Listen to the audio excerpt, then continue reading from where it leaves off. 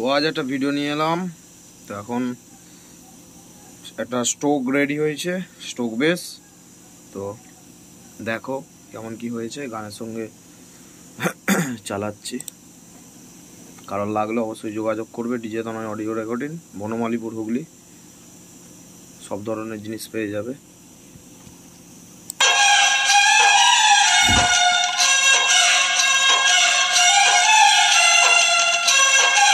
অবশ্যই হেডফোন লাগাবে, এবং নাহলে কোনো সাউন্ড সিস্টেমে শুনবে, তাহলে বুঝতে পারবে কোয়ালিটি।